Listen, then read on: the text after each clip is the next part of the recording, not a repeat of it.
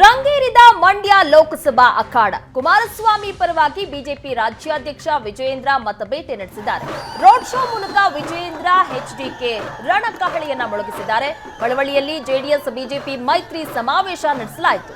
ಕನಕದಾಸ ಕ್ರೀಡಾಂಗಣದಲ್ಲಿ ಬೃಹತ್ ಮೈತ್ರಿ ಸಮಾವೇಶ. ಲಕ್ಷಾಂತರ ಸಂಖ್ಯೆಯಲ್ಲಿ ಬಿಜೆಪಿ ಜೆಡಿಎಸ್ ಕಾರ್ಯಕರ್ತರು ಈ ಸಮಾವೇಶದಲ್ಲಿ ಭಾಗಿಯಾಗಿದ್ದರು. ಸಮಾವೇಶದಲ್ಲಿ ಮಾಜಿ ಸಿಎಂ ಕುಮಾರಸ್ವಾಮಿ, ವಿಜಯೇಂದ್ರ, ಮಾಜಿ ಸಚಿವರಾದ Narayana Gowda, GT Deve Gowda, CS Puttaraju, MLC H Vishwanath ಸೇರಿ ಹಲವರು ಭಾಗಿಯಾಗಿದ್ದರು.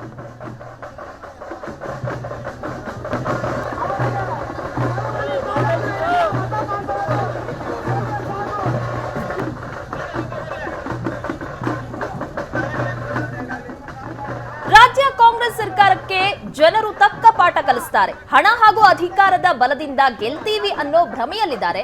ಮಳವಳ್ಳಿ ಸಮಾವೇಶದಲ್ಲಿ ಬಿವೈ ವಿಜಯೇಂದ್ರ ಈ ರೀತಿ ಹೇಳಿಕೆ ಕೊಟ್ಟಿದ್ದಾರೆ. ದೇಶದ ಜನರು ಪ್ರಧಾನಿ ಮೋದಿ ಪರವಾಗಿದ್ದಾರೆ. ದೇಶದ ಭವಿಷ್ಯದ ದೃಷ್ಟಿಯಿಂದ ಮೋದಿ ಮತ್ತೊಮ್ಮೆ ಪ್ರಧಾನಿಯಾಗಬೇಕು. ಮಾಜಿ ಪ್ರಧಾನಿ ದೇವೇಗೌಡರು ಸಹ ಇದನ್ನೇ ಹೇಳಿದ್ದಾರೆ. ಮಂಡ್ಯ ಜನರು ಕುಮಾರಣ್ಣನಿಗೆ ಆಶೀರ್ವಾದವನ್ನ ಮಾಡಬೇಕು. ಎಚ್ಡಿಕೆ ಗೆಲುವು ತಡೆಯೋ ಶಕ್ತಿ ಸಿದ್ದರಾಮಯ್ಯ ಹಾಗೆ ಡಿಕೆಶಿಗೆ ಇಲ್ಲ. ಕುಮಾರಸ್ವಾಮಿ ಅವರು ಗೆದ್ರೆ ಕೇಂದ್ರ ಸಚಿವರಾಗ್ತಾರೆ. ಅಕ್ಕಿ ಕೊಡ್ತಾ ಇರೋದು ಕಾಂಗ್ರೆಸ್ ಅಲ್ಲ, ಮೋದಿ. ಮದ್ಯದ ಬೆಲೆ ಏರಿಸಿ ಗ್ಯಾರಂಟಿ ಕೊಡ್ತಾ ಇದ್ದಾರೆ. ಗಂಡಸರ ಜೇಬಿಗೆ ಕತ್ರಿ ಹಾಕಿ ಹೆಂಗಸರ ಅಕೌಂಟ್ಗೆ ಹಾಕ್ತಾ ಇದ್ದಾರೆ. ಬಸ್ ದರ ಏರಿಸಿ ಮಹಿಳೆಯರಿಗೆ ಫ್ರೀ ಮಾಡಿದ್ದಾರೆ. ವಿದ್ಯುತ್ ದರ ಏರಿಸಿ ಕರೆಂಟ್ ಫ್ರೀ ಅಂತಾರೆ.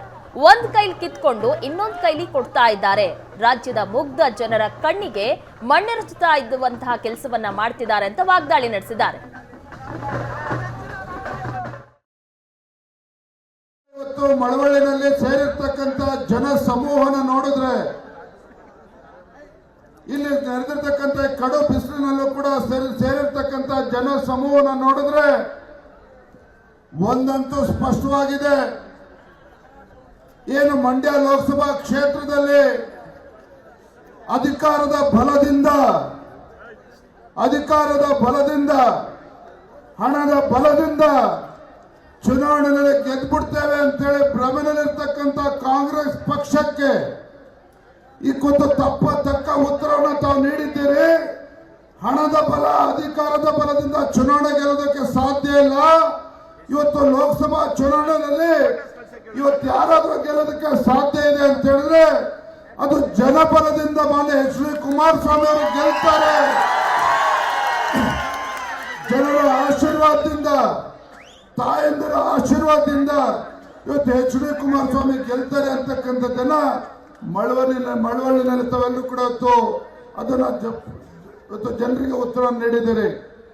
ಆತ್ಮೀಯ ಕಾರ್ಯಕರ್ತ ಬಂಧುಗಳೇ, ಲೋಕಸಭಾ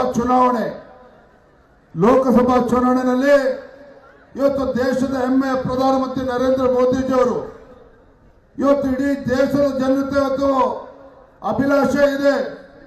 ದೇಶದಲ್ಲಿ ಮತ್ತೊಮ್ಮೆ ನರೇಂದ್ರ ಮೋದಿಜಿಯವರು ಪ್ರಧಾನಮಂತ್ರಿ ಆಗಬೇಕು. ದೇಶದ ಅಭಿವೃದ್ಧಿಯಿಂದ ಇವತ್ತು ದೇಶ ಮುನ್ನಡೆಕೊಂಡು ಹೋಗಬೇಕು.